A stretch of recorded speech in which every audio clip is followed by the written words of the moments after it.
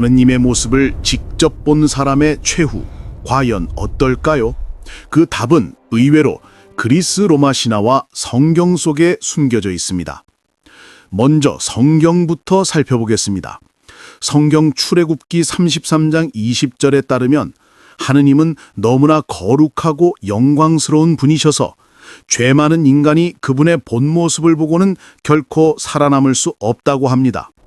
하느님께서 모세에게 직접 나를 보고 살 자가 없음이니라고 말씀하셨을 정도죠. 하지만 성경에는 하느님을 만나고도 죽지 않은 예외적인 기록들이 있습니다. 모세는 하느님과 대면하여 말하던 자였지만 사실 그분의 본질적인 얼굴을 본 건 아닙니다. 하느님은 모세를 바위 틈에 숨기시고 당신의 등만 보여주셨죠. 이는 인간이 감당할 수 있도록 영광을 제한해서 보여주신 겁니다.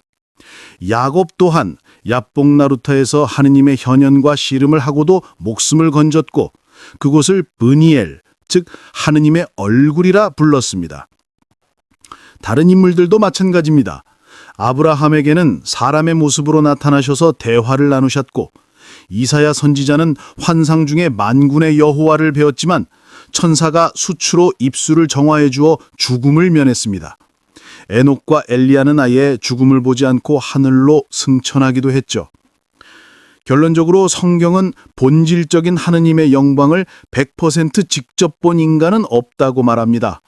단지 인간이 감당할 수 있는 수준으로 영적 필터를 거쳐 자신을 보여주셨기에 그들이 살아남을 수 있었던 것입니다. 그렇다면 신의 진짜 모습을 필터 없이 본다면 어떻게 될까요?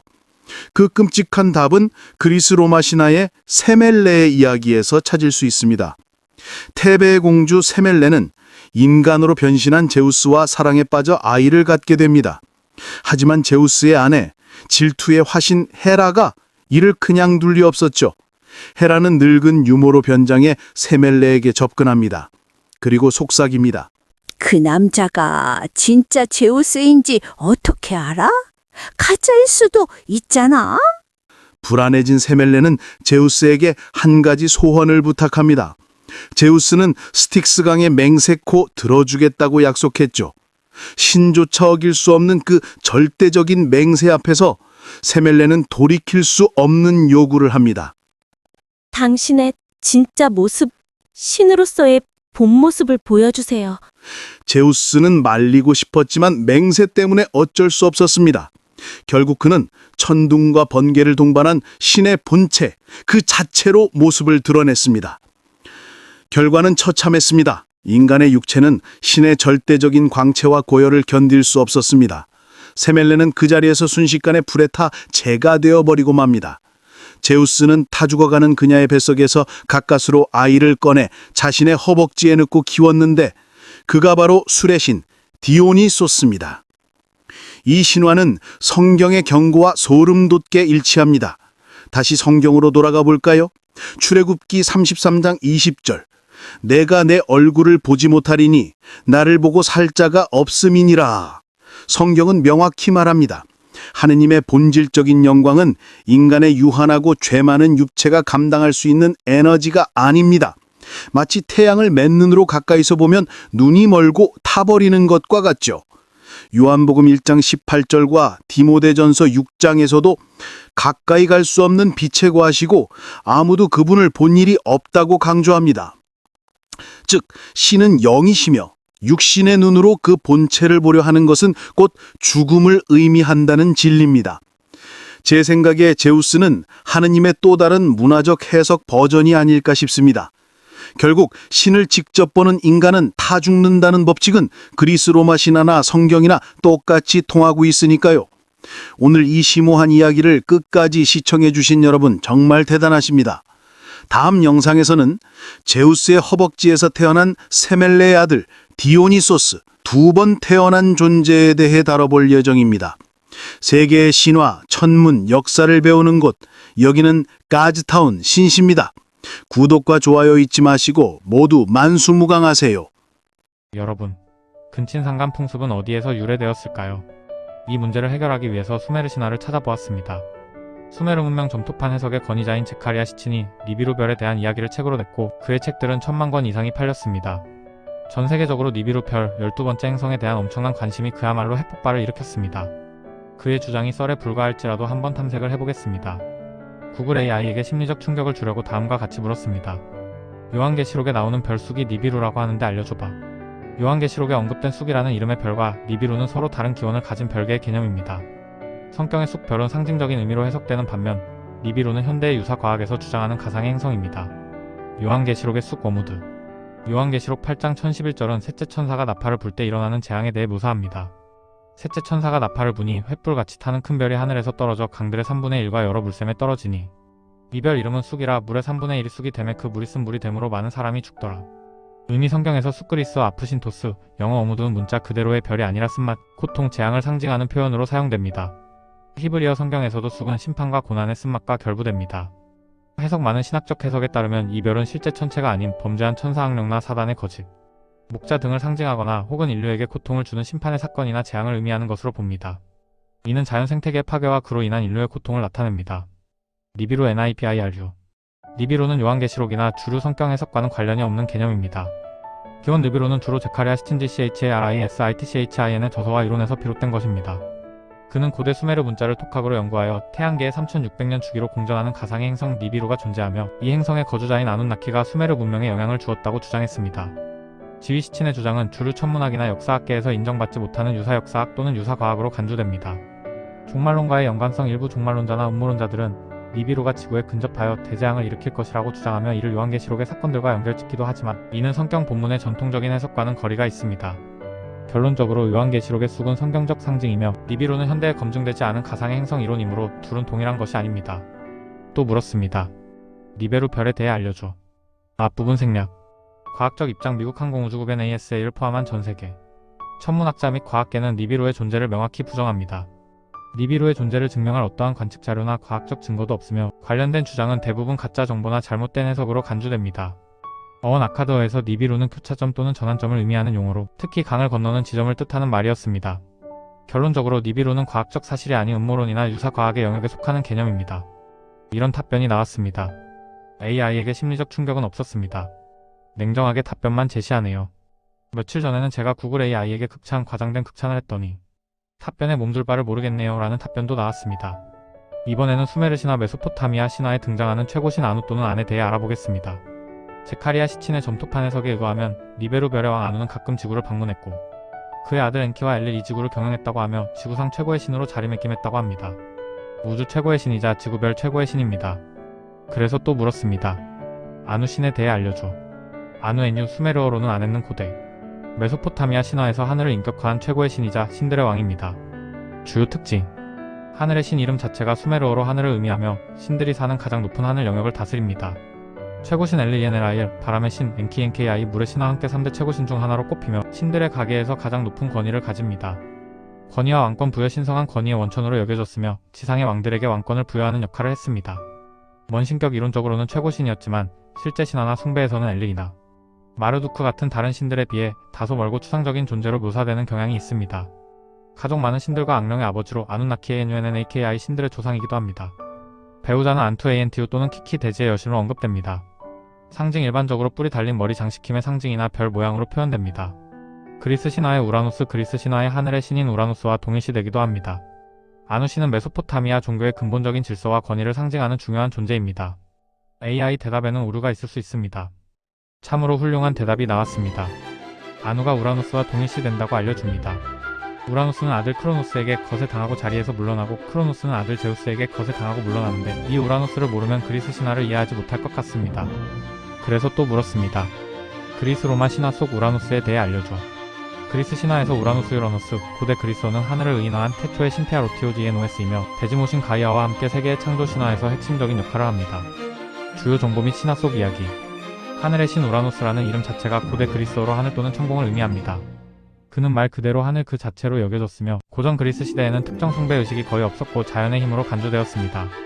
탄생과 배우자 혼돈카우스에서 비롯된 가이아 어머니 데지가 홀로 우라누스를 낳았습니다.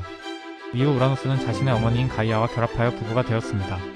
자녀들 가이아와 우라누스는 수많은 자녀를 낳았습니다. 이들 중에는 최초의 신들인 12명의 티탄 오케아노스, 크로노스 등 외눈박이 거인인 키클롭스, 100개의 팔과 신개의 머리를 가진 거인 헤카톤 케이레스가 포함됩니다. 폭정과 거세 우라노스는 자녀들을 싫어하여 그들이 태어날 때마다 가이아의 몸속 강속 깊은 곳인 타르타로스에 가두었습니다. 극심한 고통을 느낀 가이아는 자녀들에게 복수를 부탁했고 막내 티탄인 크로노스만이 이에 응했습니다. 크로노스는 어머니가 준 나타르페우로 아버지가 가이아에게 접근할 때 그의 성기를 거세했습니다.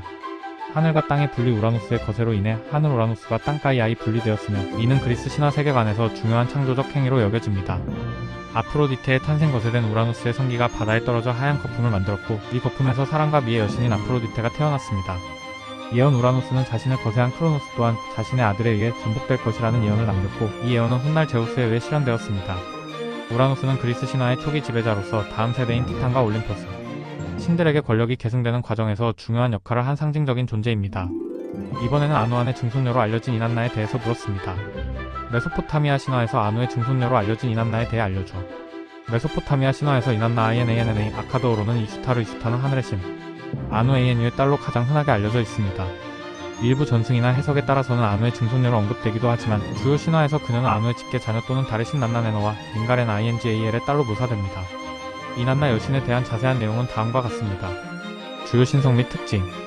하늘의 여왕 하늘의 여인이라는 뜻의 이름을 가지며 최고신 아누의 딸이라는 지위를 바탕으로 하늘의 여왕 퀸 오브 헤번이라는 주요 칭호를 가집니다. 사랑과 전쟁의 여신 이난나는 사랑, 미, 성, 다산의 측면과 함께 전쟁, 전투, 정치적 권력까지 아우르는 복합적인 신성을 지닙니다. 이는 고대 메소포타미아 신들 중에서도 매우 독특하고 강력한 위치를 차지하게 했습니다. 금성의 상징 하늘에서 가장 밝은 천체 중 하나인 금성색별과 개밥바라기를 상징하는 여신입니다. 가계도 전승별 차이. 이난나의 부모는 신화와 지역에 따라 다양하게 나타납니다. 가장 흔한 전승딸의 신난나와 그의 아내 닌갈의 딸이며 태양신 우투유티의 쌍둥이 누이 여동생으로 묘사됩니다. 다른 전승 최고신 아누의 딸 혹은 지혜신 엔키엔케아이나 대계신 엘리엔을 아이엘의 딸로도 언급됩니다. 주요 신화.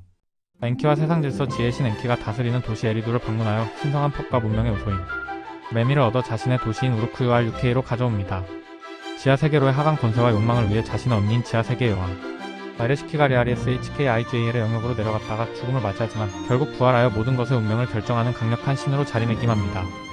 길가메시 서사시 아카드 버전 길가메시 서사시에서 이슈타르인 안나는 길가메시에게 청혼했다가 거절당하자 아버지 아누에게 하늘의 황소불 어그헤번을 보내 그를 공격하게 합니다. 이난나는 고대 메소포타미아 문명 전반에 걸쳐 가장 중요하고 널리 숭배받은 여신 중 하나였습니다.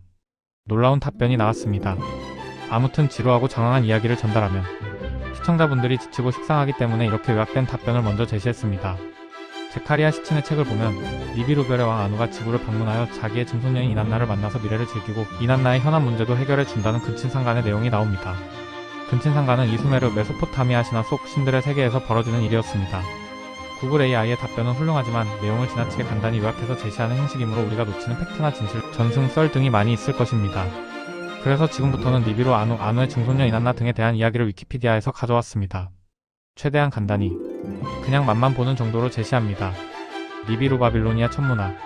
니비루 NEBIRU 로드 음역는 아카드어에서 교차점 또는 전환점으로 번역되는 용어로 특히 강의 교차점 즉 강을 건너거나 나룻배를 의미합니다. 천문학에서 교차점의 본질은 오랫동안 학계와 대중의 의견에서 혼란의 원천이었지만 2015년 서령문자 디지털 도서관 게시판 보고서에서 임마누엘 프리드먼은 현존하는 서령문자 증거를 분석하고 네비루라는 이름이 춘분을 나타내는 모든 눈에 보이는 천체에 지정될 수 있다는 가설이 서령 문자 증거에 의해 뒷받침된다고 결론지었습니다.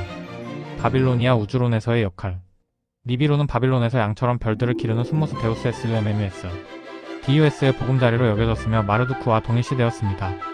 니비루 지점의 설정은 창조서사시 에누마 앨리스의 5번째 속판에 다음과 같이 묘사되어 있습니다. 마르두크가 하늘의 니비루 에아의 위치 만자주를 정했을 때 에누마 앨리스는 다음과 같이 말합니다. 니비루는 마르둑의 별로 그는 하늘에 나타나게 했습니다. 하늘의 별들이 그 니비루의 진로를 정하게 하시고 양처럼 모든 신들을 돌보게 하세요. 니비루는 완전한 서령 문자판에서 더 자세히 설명되어 있습니다. 니비루는 하늘과 땅의 통로를 점유했다고 전해집니다. 왜냐하면 위와 아래의 모든 이들이 니비루에게 통로를 찾을 수 없냐고 묻기 때문입니다. 니비루는 마르두크의 별이며 하늘의 신들이 보이게 했습니다. 니비루는 전환점에 기둥처럼 서 있습니다. 다른 이들은 니비루를 기둥으로 여깁니다. 고요함 없이 바다 티아마트 한가운데를 건너는 자의 이름은 니비루라. 그가 바다의 중심을 차지하기 때문이다. 하늘의 별들의 경로는 변함없이 유지되어야 합니다. BHL은 이 텍스트를 객관적으로 가장 어려운 구절이지만 그 전체가 전해져 내려왔습니다. 니비루 태블릿은 이 설명을 위한 필수적인 도움을 제공하지 않습니다. 열거에서 니비루는 별과 행성의 위치와 관련하여 다양한 천문 위치에서 언급됩니다. 대부분 마르두크에 별로 언급되지만 다양한 별이나 행성은 고정된 해석의 대상이 되지 않았습니다. 예를 들어 레아의 별은 벨라, 포마라우트, 금성을 포함한 다양한 계시 지점에서 설명되었습니다. 다른 신들의 별에 대해서도 비슷한 해석이 이루어졌으므로 여러 천체 좌표를 고려해야 합니다. 니비루는 천칭자리 영역과 연관되어 왔습니다. 니비루 별자리는 추금 무렵 티슈리 투멀에 떠올랐습니다. 그러나 니비루는 티슈리 투멀에 관측되었을 때 목성의 이름이기도 했습니다. MUL APIN에서 니비루는 목성으로 식별됩니다. 엘릴의 별들이 완성되면 비록 빛은 희미하지만 큰 별 하나가 하늘을 반으로 갈라 그 자리에 서 있습니다.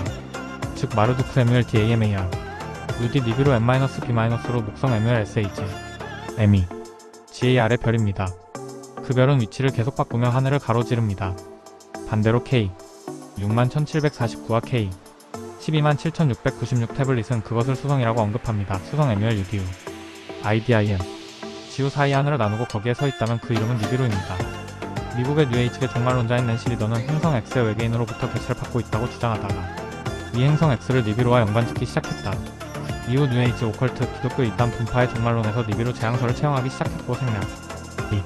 현실성 니비루에 대한 설 자체가 제각각이지만 적어도 지구와 비슷하거나 지구의 수백 크기의 행성이라는 데에는 지지자들 대부분이 동의하고 있다. 심지어는 태양의 쌍성 혹은 쌍성의 행성이라는 설도 존재한다. 여하튼 지구와 대등하거나 수배 이상 되는 천체가 몇 년 내에 지구에 접근하는데 NASA를 포함한 세계 각국의 천문대에서 이하 생략 아누 영어 NU 아카드어 ANU는 하늘 천국 또는 NUM 본래 수메르어엔 10은 하늘의 신성한 의인화 신들의 왕 고대 메소포타미아 종교의 많은 신들의 조상이었습니다. 그는 신과 인간 왕권의 근원으로 여겨졌으며 많은 메소포타미아 텍스트에서 신들의 열거를 시작했습니다. 동시에 그의 역할은 대체로 수동적이었고 일반적으로 숭배되지 않았습니다. 때때로 우르크에 위치한 EANNA 사원이 INANNA가 아니라 원래 그에게 속했다고 제안됩니다. 그는 신성한 주민 중 한 명이라는 것이 잘 입증되었지만 사원의 주요 신이 변경되었다는 증거는 없습니다. INANNA는 이미 가장 초기 출처에서 사원과 연관되어 있었습니다. 쇠퇴한 후 셀레우코스 왕조의 통치 아래 같은 도시에서 새로운 신학 체계가 발전하면서 아누는 활동적인 신으로 제정이 되었습니다. 그 결과 고대 메소포타미아 역사의 마지막 몇 세기 동안 도시 주민들은 아누를 적극적으로 숭배했습니다. 아누의 배우자에 대한 여러 전통이 존재했지만 그중 세 가지 키브 우라시 안토는 시대적 배경과 관계없이 서로 동일시되었으며 세 가지 모두 땅을 상징했는데 이는 아누가 하늘을 상징했던 방식과 유사합니다. 네 번째 전통은 증거가 부족하지만 그의 아내는 여신 남무였습니다. 신들의 목록에는 배우자와 자녀 외에도 안샤르나 알랄라와 같은 다양한 조상도 자주 언급되었습니다. 이러한 가계도 중 하나의 변형이 에누마 엘리슈의 기초를 형성했습니다. 영어 ANU는 아카드의 길가메시 소사시에 잠깐 등장하는데 그의 딸 이슈타르 아카드의 이난나 대응자가 그에게 하늘의 황소를 주어 길가메시를 공격하게 하라고 설득합니다. 이 사건으로 하늘의 황소가 죽고 이슈타르의 머리에 다리가 던져집니다. 다른 신화에서 ANU는 남풍의 날개를 부러뜨린 것에 대해 필멸의 영웅 아다파를 소환합니다. ANU는 아다파에게 불멸의 음식과 물을 주라고 명령하지만 아다파는 엔키가 아누가 죽음의 음식과 물을 줄 것이라고 미리 경고했기 때문에 거부합니다. 주로 히타이트 번역에서 알려진 쿠마르비에 대한 후르리아 신화에서 ANU는 신들의 전통치자였지만 쿠마르비에 의해 전복되었고 쿠마르비는 그의 생식기를 물어뜯어 날씨의 신테수브를 낳았습니다. 이 이야기는 후에 헤시오도스의 신통기에서 우라노스의 거세에 영감을 주었을 가능성이 있습니다. 또한 헬레니즘 시대의 아누가 제우스와 동일시되었을 가능성도 제기되었지만 이는 아직 확실하지 않습니다. 성격 영어 ANU는 하늘의 신성한 표상이었습니다. 그의 이름이 나타내는 것처럼 수메르어로 하늘을 의미합니다. 아카드어에서는 ANU로 표기되었으며 표의 문자 DAN 또는 음절 문자 D-NUM으로 작성되었습니다. 수메르 텍스트에서 다른 신들의 이름과 달리 그의 이름은 현대 문학에서 신성한 결정자로 언급되는 DINGIR 기호로 시작되지 않았습니다. 동일한 기호가 하늘과 천국과 ANU를 나타내는 것 외에도 동일한 기호는 수메르어와 아카드어에서 각각 신을 의미하는 일반적인 용어인 DINGIR 또는 ILU로 읽을 수도 있습니다. 숫자 60이 그와 연관되어 있었기 때문에 해당 숫자는 그의 이름을 나타낼 수 있었고 확장하여 밀교 텍스트에서는 DINGIR 기호의 다른 판독도 나타낼 수 있었습니다. 생략 아스트랄 역할 메소포타미아 천문학에서 하늘은 세 구역으로 나뉘었고 흑지방에 가장 가까운 별은 엘릴에 속하고 족도에 가까운 별은 에아에 속했습니다. 이 두 구역 사이에 위치한 별은 아누의 영역이었습니다. 세 구역 모두 각 신의 길로 불렸습니다. 천문학자 존지 로저스는 각 길의 경계가 북위 17도와 남위 17도에 있었다고 가정합니다. 이 구분은 천문학 논문 MUL APIN에서 가장 잘 증명됩니다. 구성 날짜는 알려져 있지 않지만 고대 바빌로니아 시대보다 최근이라는 것이 알려져 있으며 하늘의 3부작 구분에 대한 가장 오래된 언급은 기원전 13세기의 문서에서 나온 것으로 밤의 신에게 바치는 기도의 한 버전인데 가장 오래된 사본에는 아직 이 개념이 언급되어 있지 않습니다. 셀레우코스 우르크에서 아누의 천체적 역할은 더욱 확장되었고 셀레우코스 시대 71년 기원전 21만 6215년에 쓰인 텍스트에서 그는 전체 하늘을 담당하는 것으로 묘사됩니다. 더욱이 두 개의 극지방별은 하늘의 위대한 아누와 안투라고 불리기 시작했고 마치 신인 것처럼 제물을 받았습니다. 이들은 일반적으로 기원전 1000년기 후반의 메소포타미아 천문학자들에게 알려진 다른 7대 천체, 즉 태양, 달, 그리고 행성 네베루 목성, 딜바트 금성, 시우투 수성, 타야마누 토성, 살바타누 화성과 함께 나타납니다. 중간 생략 INANN의 이스타는 ANU와 ANT의 딸로 간주될 수 있지만 그녀가 네노와 NINGA의 딸이었다는 견해가 그녀의 혈통에 관해 가장 일반적으로 입증된 전통으로 인정됩니다. 길가메시 서사시의 표준 바빌로니아 버전 천문학 텍스트 및 니프루 여왕에 대한 찬송가는 그녀를 ANU의 딸로 직접 언급하지만 폴-LAIN 본류에 따르면 이러한 진술이 혈통을 반영하지 않고 단지 간접적인 혈통의 가능성이 있으며 ANU가 네노의 할아버지자 INANN의 등조부인 ENLI의 아버지라는 암시적 가계가 있습니다. 게다가 언급된 찬송가는 그녀를 딸의 신의 딸이라고도 합니다. 생략 이난나 신화 현재 시카고 대학 동양학 연구소에 소장되어 있는 이난나와 에비히의 원래 수메르 점토판 INANNA와 이비아이는 다른 말로 피성 디바인 파워즈의 여신으로 알려져 있으며 아카드 신 ENHDUANNA가 수메르어로 쓴 184행의 시입니다. 이 시는 자그로스 산맥에 있는 산인 이비아이 산과 엔의 손녀 INANNA의 대결을 묘사합니다. 엔은 INANNA가 이비아이 산을 파괴하도록 허락해달라고 청원하는 시의 한 장면에 잠깐 등장합니다. 엔은 INANNA에게 산을 공격하지 말라고 경고. 하지만 INANNA는 그의 경고를 무시하고 이비아이 산을 공격하고 파괴합니다. 이하 생략 여기까지만 전달해드리고 메소포타미아 신화는 할 말이 많아서 따로 나중에 자세히 전달해드릴 예정입니다. 체카리아 시친의 책의 내용도 앞으로 꾸준히 알려드리겠습니다. 지금까지 간략하게 신화의 일면을 살펴보았지만 근친상가는 수메르 신화, 메소포타미아 신화, 그리스 신화, 로마 신화 등 신들의 세상에서는 공통적으로 나타나는 현상으로 저는 이 숲속이 인류에게 고스란히 전승되었다고 추측됩니다. 성경에서도 근친상간의 사례 하나만 제시해보겠습니다. 만방의 아버지라고 불리우는 아브라함의 사례가 있습니다. 부인 사라는 자기의 친누이 동생이었습니다. 이복 동생입니다. 어머니만 다르지요. 이것을 보면 아브라함 가문도 왕족 아니면 부족장 가문입니다. 여기까지 공부하신 시청자 여러분은 끈기가 있으신 분들입니다. 구독과 좋아요 잊지 마시고 이 GODS TOWN 신시에서 세계의 신화 전승 천문 역사를 배워보시기 바랍니다. 저의 구독자가 되시면 여러분도 전부 한국의 인디아나 존스 박사가 됩니다. 여러분 안녕히 계세요. 다음에 또 만나요. 여러분, 오늘은 디오니소스에 대해 배워보겠습니다. 성경에는 하느님이 아담과 이브를 창조한 일이 나오는 창세기가 있습니다. 창세기와 연관이 있어 보이는 이 신, 정확히 말하면 반신반인이지요. 이 신에 대해 자세히, 좀 지루해도 상세히 공부해 보겠습니다. 아마도 많이 헷갈릴 것입니다.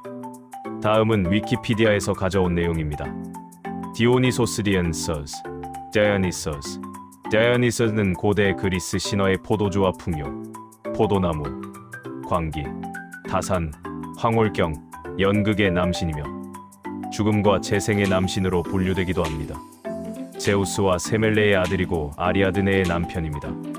로마 신화의 바쿠스 베큐스에 해당합니다. 로마 신화에서는 리베르라는 풍요의 남신과 동일시되기도 하였으며 이집트 신화의 오시리스, 프리기아 신화의 사바지오스와 동일시되기도 하였습니다. 디오시소스의 탄생 신화는 여러 가지가 있습니다. 디오니소스의 유래 장소에 관해서는 학자들 간에 일치된 의견은 없습니다. 미케네 문명에서 유래했다는 설이 있는가 하면 테베에서 숭배된 신이라고 보는 학자도 있습니다. 일반적으로 디오니소스는 에게, 연안의 고대 그리스의 여러 부족들 사이에서 일찍부터 새로운 계절의 활력을 가져다 주는 신으로 숭배된 것으로 보이며 기원전 8세기를 전후로 고대 그리스 신화가 틀이 잡히면서 널리 알려지고 디오니소스를 둘러싼 여러 가지 신화가 생겨난 것으로 보입니다.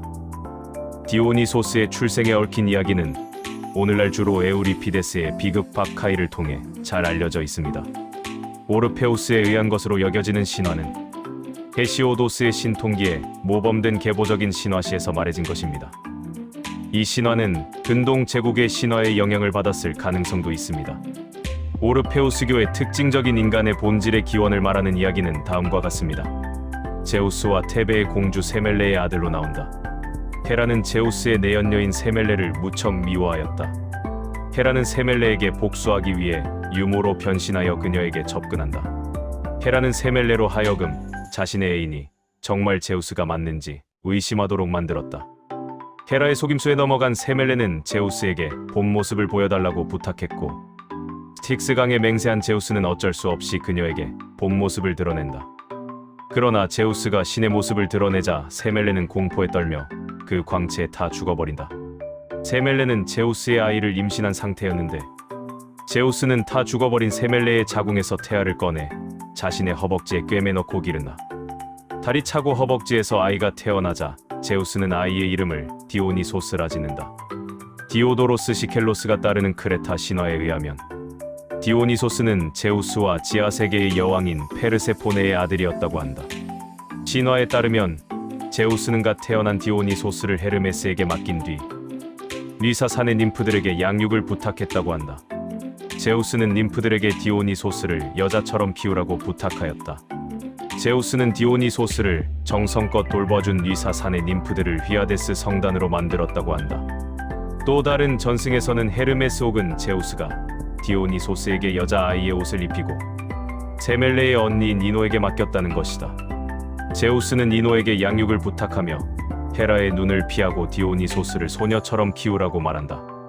디오니소스는 제우스의 말대로 이노의 집에서 여장을 하고 소녀처럼 길러진다.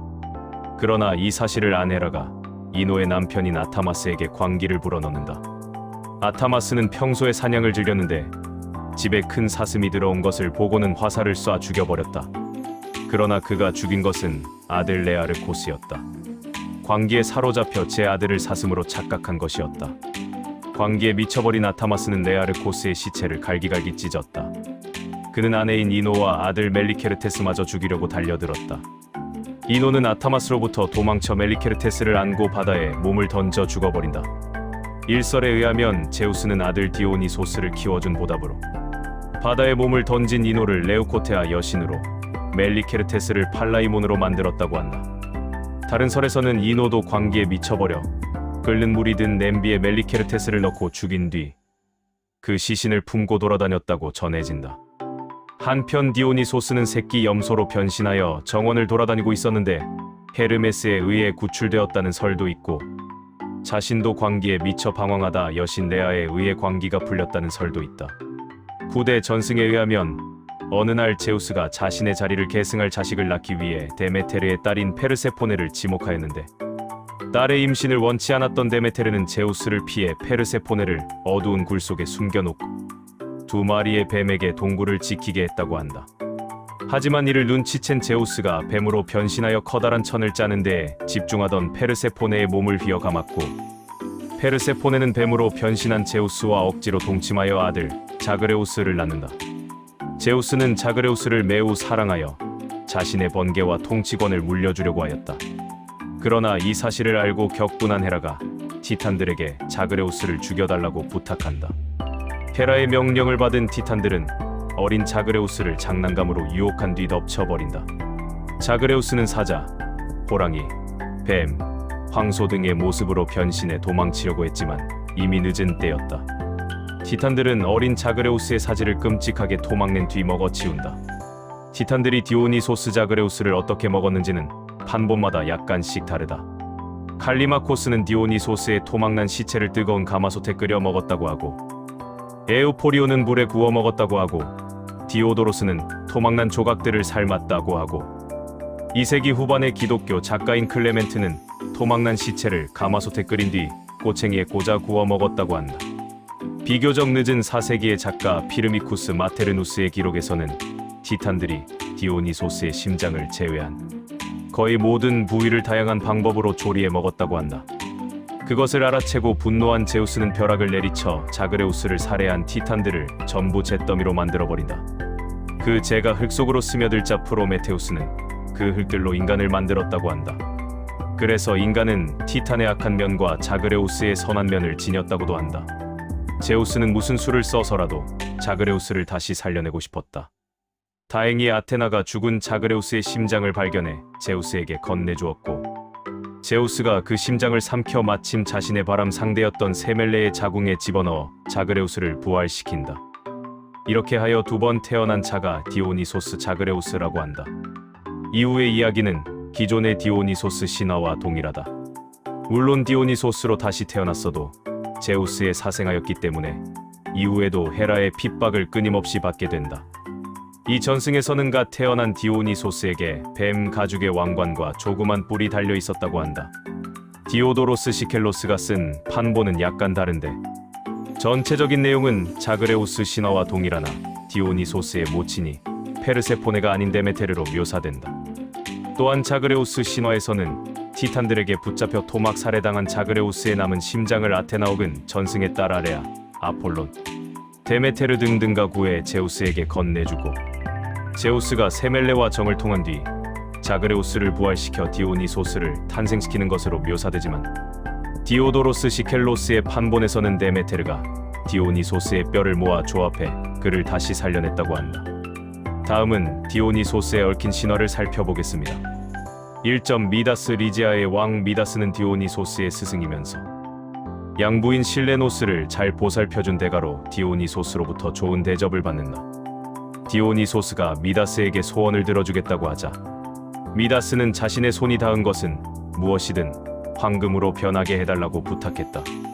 디오니소스는 잠시 망설였지만 그 요청을 승낙했고 미다스는 그 결과에 너무나 만족해하며 기뻐했다. 그러나 미다스가 음식을 먹기 위해 손을 대는 순간 음식은 황금으로 변해버렸고 자신의 부하와 딸마저 황금으로 변하고 말았다. 미다스는 디오니소스에게 가서 자신의 소원을 풀어달라고 애원했다.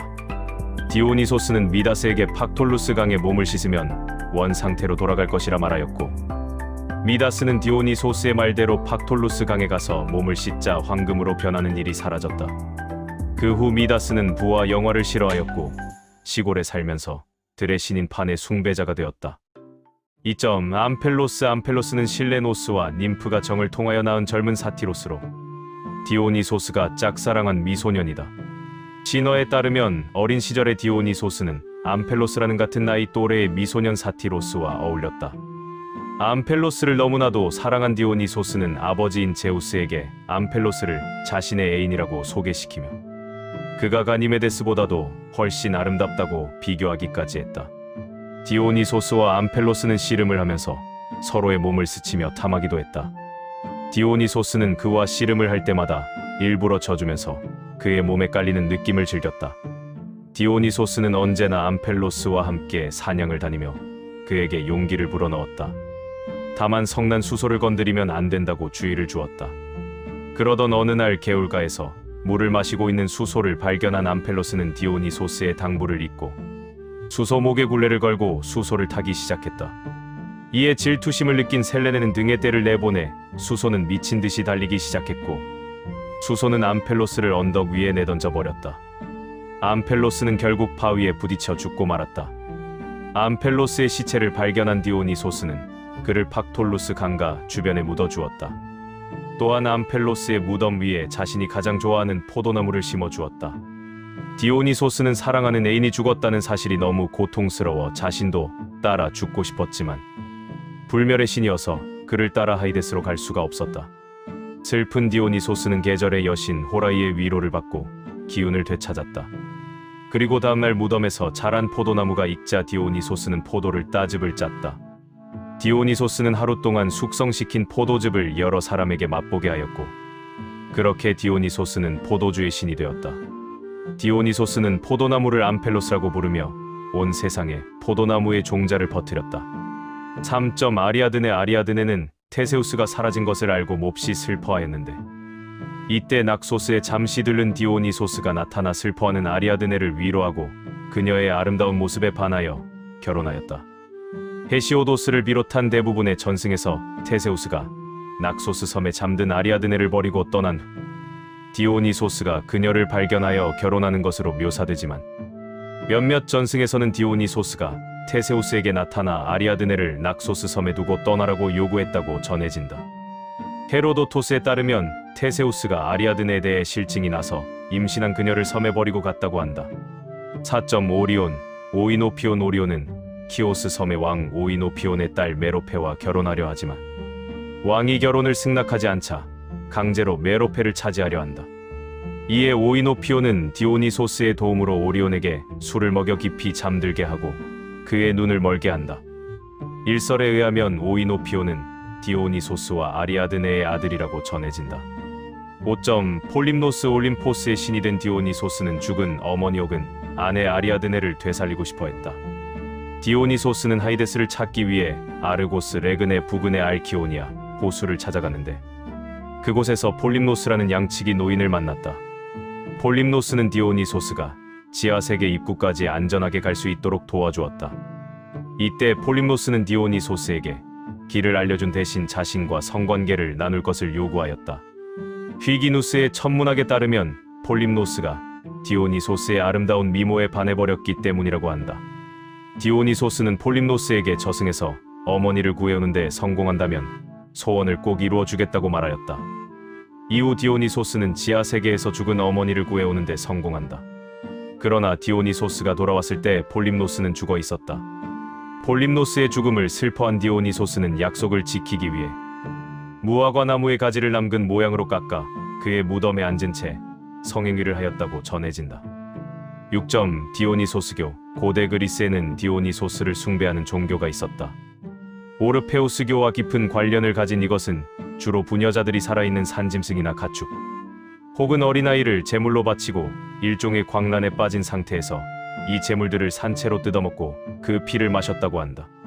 그리스의 비이성적인 면을 보여주는 디오니소스교는 현대 와서 고대 그리스의 연구가 지속됨에 따라 실체가 점점 드러나고 있다. 여기까지 살펴봤고 다음은 구글 AI에게 물어서 얻은 내용입니다. 앞부분 생략 상징 포도나무, 포도주, 담쟁이 덩굴, 표범 등이 그를 상징합니다. 그를 따르는 여성 추종자들은 마이나데스 엠네이츠 또는 바카이베키라고 불렸으며 이들은 춤과 음악, 술에 취해 광란적인 의식을 치렀습니다. 영역 단순히 술의 신을 넘어 포도의 재배 및 양조법을 인간에게 가르치며 문명을 전파한 문명의 촉진자로도 여겨집니다. 또한 삶과 죽음의 경계, 이성과 광기 등 경계를 넘나드는 신으로 상징되기도 합니다.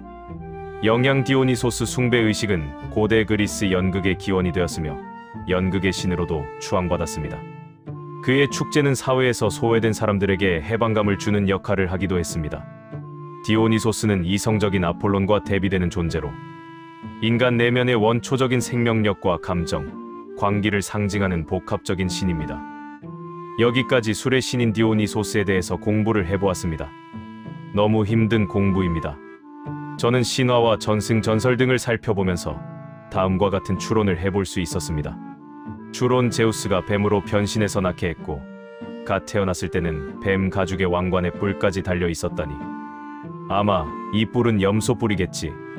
프로메테우스는 흙을 빚어서 인간을 창조했다고 하고 그러면 반인반수, 반신반인, 반신반수이네요. 엄청 헷갈리지요. 게다가 디오니소스를 키워준 양아버지가 바로 사티로스입니다.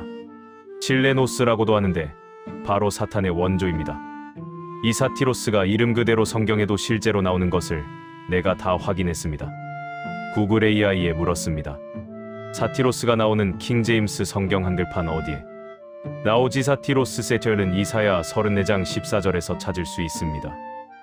이 구절은 일반적인 한글 성경 역본개역 개정, 공동번역 등에서는 주로 수겸소로 번역되어 있지만 일부 킹제임스 성경을 따르는 한글 번역판, 특히 한글 킹제임스 성경 말씀 보존학회 역이나 킹제임스 음정역 그리스도 예수 안에 등에서는 원문에 가깝게 사티로스로 번역하고 있습니다.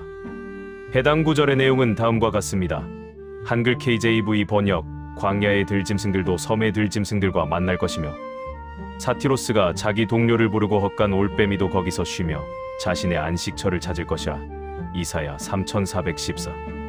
다른 번역본에서는 이 단어를 다르게 해석하거나 번역하여 수겸소 등으로 표기하는 번역 이슈가 있습니다. 여러분, 제가 더 추론을 해보았습니다. 반신반수에, 반인반수에, 허리 아래는 뱀이고 허리 위로는 사람인데 뿔도 2개 나 있고 사탄이라고 부르는 그 창세기 속 이브를 유혹하던 말하는 뱀은 바로 디오니소스라는 결론에 도달하게 됩니다. 또한 실제로 허리 아래가 뱀이면서 신이나 인간처럼 말을 하는 존재인 것입니다. 디오니소스는 실제로 사탄의 짓거리도 많이 했습니다. 이렇게 인간과 신의 말을 하는 반신반수는 고대의 신화에 다수 등장하는데 이것은 할 말이 많아서 나중에 따로 이야기하겠습니다. 그리스 로마 신화와 전승과 성경을 교차로 탐색해보았더니 세상에 이럴 수가. 에덴 속 첫 사탄이 바로 디오니소스라니. 믿을 수가 없습니다. 물론 제가 틀릴 수도 있습니다. 어디까지나 한번 내 마음대로 추론을 해본 것입니다. 제우스의 사촌이자 티탄족인 프로메테우스의 인간, 창조 이야기와 사티로스 이야기는 할 말이 많아서 나중에 별도로 하겠습니다. 그냥 이별하자니 서운하니까 퀴즈 하나 냅니다. 이것은 넌센스 퀴즈가 아닙니다. 지식과 교양을 묻는 퀴즈입니다. 퀴즈 디오니소스의 로마식 이름은 바로 한국인들이 즐겨 마시는 피로회복제와 이름이 같은데 그게 뭘까요? 정답은 댓글에 올려놓을 겁니다. 여기까지 공부하신 시청자 여러분은 끈기가 있으신 분들입니다. 구독과 좋아요 잊지 마시고 이 GODSTOWN 신시센스에서 세계의 신화 전승 전문 역사를 배워보시기 바랍니다. 여러분 만수무강하세요. 여러분은 성경 요한계시록에 나오는 예언을 믿으십니까? 예언 중에서 지구의 33%가 타격을 받고 인류의 33%가 희생된다는 섬뜩한 예언이 있습니다. 예언을 자세히 알기 위해 구글 AI에게 물었습니다. 유프라테스 강지하에 묶여있다는 존재 기독교 종말론에 대해 알려줘. 기독교 종말론에서 유프라테스 강과 관련된 존재는 요한계시록 9장 1415절에 언급된 네 천사 for angels입니다. 이들은 현재 유프라테스 강에 결박 묶여되어 있으며 종말의 때에 하나님의 심판을 집행하기 위해 잠시 풀려나게 될 존재들입니다. 성경적 근거와 내용. 요한계시록 9장 1315절 6번째 나팔 재앙이 불릴 때 제단에서 한 음성이 나서 나팔을 가진 6번째 천사에게 큰 강 유프라테스에 결박된 네 천사를 놓아주라고 명령합니다. 이에 네 천사가 놓이는데 이들은 그 시수와 인류과 월류과 년년에 예비 준비되었던 자들이라 사람 3분의 1을 죽이기로 되어 있습니다. 역할 이 천사들은 2억 명에 달하는 거대한 기마병 군대를 이끌고 나와 인류의 3분의 1을 죽이는 파괴적인 심판을 수행하게 됩니다. 이는 불, 연기, 유황으로 인한 세 가지 재앙을 통해 이루어집니다. 신학적 해석. 타락한 천사 악한 영. 일반적으로 이 네 천사는 하나님께 반역하여 타락한 천사 악마적 존재로 해석됩니다. 하나님은 이들이 정해진 때까지 더 이상의 악영향을 끼치지 못하도록 유프라테스 강 유역에 구속해 두셨습니다. 구속의 목적 이들이 결박되었다 바운드는 표현은 요한계시록 20장 2절에서 사탄이 1000년 동안 결박되는 것과 유사한 방식으로 사용되어 이들이 활동이 제한된 악한 존재임을 시사합니다. 상징적 의미. 유프라테스 강은 성경 역사에서 중요한 지리적 위치로 에덴 동산 근처의 강이었고 고대 제국의 경계선 역할을 했습니다. 일부 해석자들은 이 강이 실제 지리적 위치를 넘어선 상징적인 의미를 지니며 하나님의 심판이 동방 유프라테스 강 너머에서 올 것임을 암시한다고 봅니다. 하나님의 주권. 이 천사들의 방출조차도 하나님의 주권 아래 정해진 시간표대로 이루어지며 시기, 일, 월, 년이 정해짐. 이는 하나님의 심판 계획의 일부로 간주됩니다. 결론적으로 유프라테스 강지하에 묶여있는 존재는 이름이 구체적으로 언급되지 않은 4명의 타락한 천사이며 이들은 종말의 인류에 대한 대규모 심판을 집행하기 위해 잠시 해방될 것입니다. 다시 물었습니다. 이슬람의 하디스의 언자 무함마드의 언행록에도 유사한 언급이 있습니다. 생략. 이슬람 전승 하디스. 이슬람의 일부 하디스에서도 유프라테스 강이 마르면 큰 다툼 전쟁이 일어나 많은 사람이 죽게 될 것이라는 예언이 언급됩니다. 무적행 에베스. 성경에서는 이 네 천사가 큰 강 유프라테스에 묶여 있다고만 언급되며 무적행 아비솥은 요한계시록 20장에서 사탄이 1000년 동안 갇히는 장소로 별도 언급됩니다. 하지만 이 네 천사 역시 무적행과 비슷한 결박된 상태에 있다는 점에서 연관지어 해석되기도 합니다. 요약하자면 이 전설은 인류 역사와 종말에 대한 하나님의 주권적인 심판을 보여주는 성경의 예언적 상징이며 이 네 천사는 정해진 때에 대규모 재앙을 집행하기 위해 대기 중인 존재들로 묘사됩니다. 이 4명의 실체가 밝혀지지 않아서 다시 물었습니다. 생략. 미카엘이 물리친 대상은 구체적으로 다음과 같습니다. 사탄, 세이든, 루시퍼, 루세퍼, 사탄, 악마, 옛뱀, 큰 용 등으로 불리며 하느님께 반기를 들고 천사들의 반란을 주도한 우두머리입니다. 전통적으로 그가 루시퍼라는 이름의 가장 위대한 대천사였다가 타락했다는 전승도 있지만 이는 공식 교리라기보다는 전승상의 이야기입니다. 타락 천사들 fallen angels 악마, demon 사탄을 따라 하느님께 반역하여 하늘에서 추방당한 천사들입니다. 이들은 땅으로 함께 내던져져 악의 세력이 되었습니다. 요약하자면 미카엘은 하느님의 군대를 이끄는 수장으로서 사탄과 그를 따르는 모든 반역한 천사 악마들을 물리치고 하늘에서 추방하는 역할을 수행했습니다. 이는 악에 대한 선의 궁극적인 승리를 상징합니다. 그래도 실체가 파악이 안 되어서 다시 물었습니다. 이 4명의 이름을 알려줘. 또는 4명의 이름까지 제시한 글을 알려줘. 생야. 이름이 언급되는 다른 전승이나 문서들. 성경 자체에는 이름이 없지만 일부 외경, 유대교, 묵시문학 또는 후대의 민간 전승에서는 이 4천사에게 이름을 부여하기도 합니다. 에녹서 Book of Enoch 유대교와 초기 기독교 공동체에서 널리 읽혔던 외경 중 하나인 에녹서에는 타락 천사들의 이름이 나옵니다. 이 책에는 4명의 대천사 미카엘, 가브리엘, 라파엘, 우리엘뿐만 아니라 인류에게 죄를 짓도록 유도한 다른 타락 천사들의 이름 세미하자, 아자젤 등이 기록되어 있습니다. 그러나 이들이 요한계시록에 유프라테스에 묶인 4 천사와 직접적으로 동일시된다는 명확한 합의는 없습니다. 기타 주석 및 채석 생략. 결론적으로 이 4 천사의 이름이 명시된 신뢰할 수 있는 정경 성경이나 널리 인정되는 주요 교리 문서는 존재하지 않습니다. 이름에 대한 언급은 주로 비정경 문헌이나 특정 종교 민속 전승에서 찾을 수 있으며 그 내용도 전승마다 다를 수 있습니다. 아직도 이름을 알 수가 없습니다. 그래서 구글 AI가 연계해둔 다음 문서를 가져왔습니다. 쉴라 데이비스의 프로필 사진. 쉴라 데이비스. 텍사스주 휴스턴 거주 1968년. 현재 대청자는 5,900개의 답변과 190만 건의 답변 조회수를 기록했습니다. 7년 경력. 일부 사람들은 성경이 시리아, 이라크, 터키, 이란을 지배하는 천사들을 가리킨다고 생각합니다. 요한계시록 9장 1-3회 1-6절에 기록된 것처럼 이 나라들이 전쟁을 일으키기 위해 풀려날 것이라는 해석도 있습니다. 이 나라들은 유프라테스 강 유역의 여러 지역에 위치해 있습니다. 성경에는 이름이 언급되지 않았지만 에녹서에는 타락한 천사들의 이름이 몇 개 나옵니다. 스메다 쉐메제 스մ자자 쉐메하자는 지도자이고 아자제라자저, 타미엘 타미어, 아리에레어, 코카비엘 등이 타락한 천사들의 이름입니다. 번역가마다 이름이나 철자가 다르게 표기되기도 합니다. 5명의 타락 천사 이름이 나옴으로 맛보기로 아자젤과 타미엘을 살펴보겠습니다. 또 물었습니다. 에녹서에 나오는 타미엘 타락 천사에 대해 자세히 알려줄 수 있나? 에녹서에 따르면 타미엘 타미오 또는 튜미은 하늘에서 내려와 인간과 교류하여 타락한 천사 뒷단인 파수꾼 와차 그리고리 중 하나입니다. 그는 200명의 타락 천사 지도자 중 5번째로 언급됩니다. 주요 내용. 이름의 의미 타미엘이라는 이름은 일반적으로 하나님의 완전함 또는 하나님은 완전하시다라는 뜻을 가지고 있지만 타락 천사라는 아이러니한 지위와 대조됩니다. 다른 이름 에녹서 69장에서는 타미엘을 카스다에카스데 또는 켈스엘이라고도 부르는데 이는 갈대아인 점성가 또는 숨겨진 능력손을 의미합니다. 인간에게 가르친 지식 타미엘은 인간에게 금지된 지식을 가르침으로써 타락에 일조했습니다. 구체적으로 그가 가르친 것은 천문학 하늘의 징후와 별자리입니다.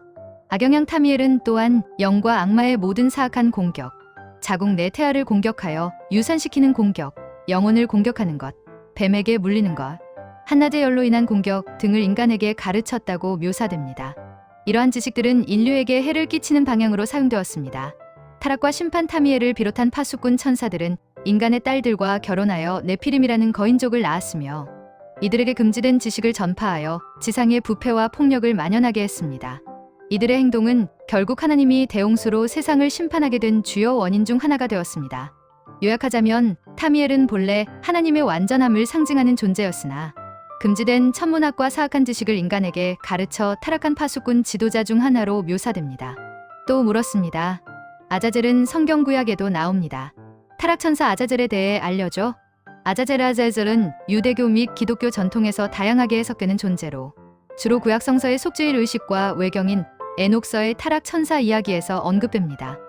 생야, 처벌 결국 하느님의 명을 받은 천사 라파엘에 의해 사막의 두다엘듀디엘이라는 곳에 결박되어 심판의 날까지 어둠 속에 갇히는 벌을 받았습니다.